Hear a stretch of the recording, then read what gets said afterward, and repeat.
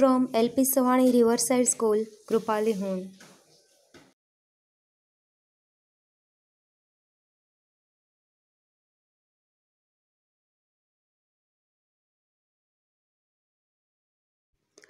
Hello students, in today's session we are going to learn about the cell structure. What is a cell made up of and what is the structural organization of a cell? We saw above that the cell has special components called organelles. In the earlier session, we were learned that cell have some specific structure and it is called the organelles. And with the help of organelles, such cell is organized in itself. How is a cell organized? We are going to discuss about all this basic knowledge about the cell in the today's session.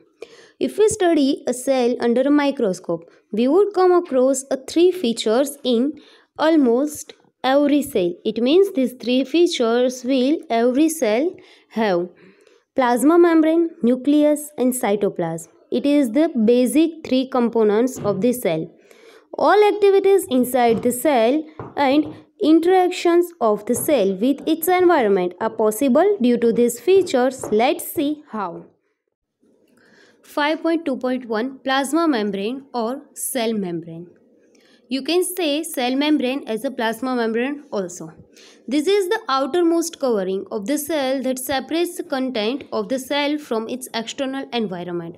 Exactly, we have the skin as our outer layer which is separate us from the environment. Cell also have the plasma membrane which is separates the cell from the external environment. You can compare the plasma membrane with the human skin. The plasma membrane allows or permits the entry and exit of some materials in and out of the cell.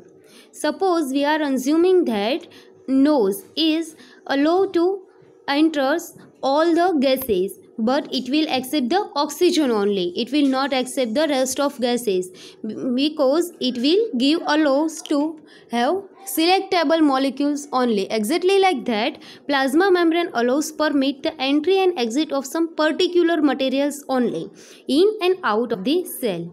It also prevents movement of some other materials. Whatever the material which is comes in the inside the body which is dangerous or harmful for the cell, the cell will not allow to enter through the plasma membrane, and it is the property of the plasma membrane. The cell membrane therefore is called a selectively permeable membrane. Cell membrane or plasma membrane is known as the selectively permeable membrane. Why? Membrane means something which separate the two things. Permeable, selectively permeable means allow to entrance to some particular components only. That's why it is known as the selectively permeable membrane. How does the movement of substances take place into the cell? What is actually happening during the 24 hours and whole week, whole years, whole through your lives? How the things are taking place inside the cells. Let's see how do substance move out of the cells. Some substance like carbon dioxide or oxygen can move across the cell membrane by a process called diffusion. It means carbon dioxide and oxygen needs to transfer in and out from the cells, and they will take entry and exit through a diffusion process. What is diffusion? We are going to learn. We have studied the process of diffusion in earlier chapters. We saw that there is spontaneous movement of substance from the region of high concentration to a low concentration. It means wherever the high concentration of oxygen is, it will go towards the low concentration. Suppose we have some cell and outer side of the cell, it means outer side of the cell environment there is high concentration of oxygen. Then what will be happen? They will go inside the cell because there is low concentration inside the cell. That's why it is known as the diffusion, and this one is the rules of the diffusion. Something similar to this happens in cells when, for example, some substance like CO2, carbon dioxide, which is cellular waste and required to be extracted out by the cell, accumulates in high concentrations inside the cell. Just see here. What is saying here is, suppose carbon dioxide, it is the waste for cell body. That's why what will happen there, as a waste carbon dioxide which is present in the excess amount, that will decompose it or accumulates inside the cell.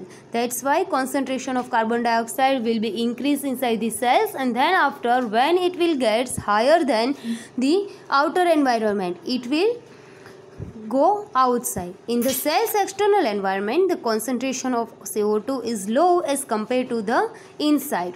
As soon as there is a difference of concentration of carbon dioxide inside and outside a cell, carbon dioxide will move out the cell from the region of high concentration to a region of the low concentration outside the cell by the process of diffusion. It means because of this accumulates of carbon dioxide inside the cell, what will happen? The level of carbon dioxide will be increased inside the cell compared to the outer side. That's why, because of the difference of the concentration of carbon dioxide will move towards the outside because of the low level in the environment, and that's why it will extracted by the cell, and this process is also known as the diffusion. Similarly, oxygen enters the cell by the process of diffusion when the level of concentration of oxygen inside the cell decreases. It means whenever the oxygen level will be getting decreased into the cell, the oxygen will get entry into the cell, and in this process is also known as the diffusion. And it is the rule of diffusion that the gases or substances will move in which direction? High concentration to the low concentration. Thus, diffusion plays an important role in gaseous exchange between the cells as well as the cell and its external environment. Diffusion is specially for the gases only, and it will take very important role in the transfer of the gases, either it's outside or inside. Water also obeys the law of diffusion. The movement of water molecules through such a selectivity permeable membrane is called osmosis.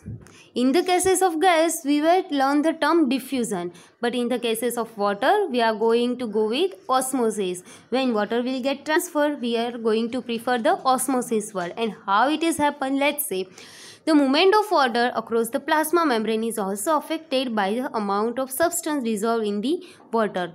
Thus, osmosis in the passage of water from a region of high water concentration through a selectively permeable membrane to a region of low concentration of water till equilibrium is reached. What you will going to understand by this paragraph is, suppose there is a semi-permeable membrane. We already learned about the semi-permeable membrane which will allow to entry of some particular substance only. What will happen there? If you have one beaker separated in the two vertically by the one membrane, and if one side you are pouring the water membrane one side you are pouring the salty water and one side you are pouring the pure water, then what will happen? The semi permeable membrane, whatever you inserted between the beaker, that will going to allow the water particles moves towards the salty water, because in a case of salty water there is the high amount of the water concentration.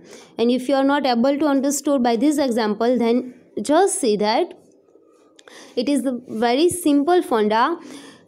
If there is two separate concentration of the water around the one semi-permeable membrane, then what will happen? At which side the water concentration is high, towards that the another flow of water will happen. Means, and water concentration will be decided by the substance which is dissolving into it. Suppose in the 10 ml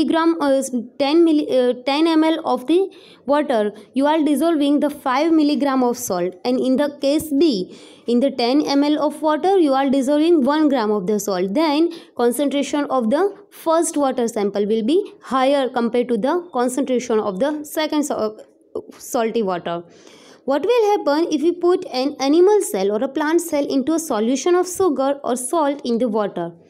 Here is given the wall explanation. If we are going to put the animal cell or a plant cell inside the water, then what will happen? It will depends up to the quality of water.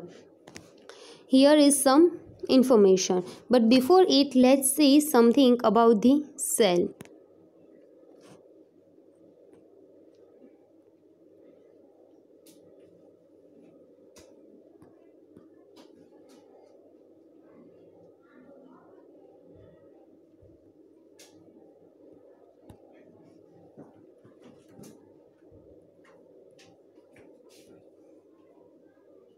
Just wait a minute.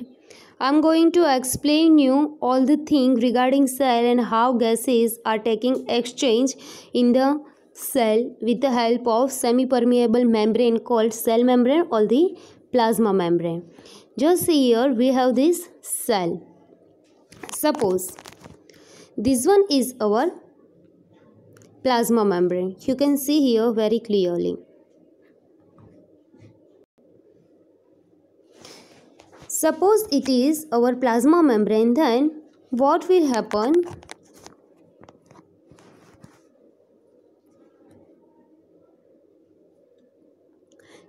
In the environment, means here, the amount of oxygen will be in the higher amount, and inside the cell means here the amount of oxygen will be in the lower amount. Then what will happen? On the basis of diffusion, the oxygen will travel from the higher concentration to the lower concentration. That's why oxygen will taking inside by the cell. It means flow of oxygen will be added into the cell. Exactly like that, here is accumulation of the carbon dioxide, means amount of the carbon dioxide will be higher inside the cell compared to the environment. That's why here in the environment will be high amount of carbon dioxide, and if we are talking about cell, it have the in the environment low amount of carbon dioxide, but in the cells there is high amount of carbon dioxide. That's why it will travel to the low amount. It means carbon dioxide will be get exits from the cells.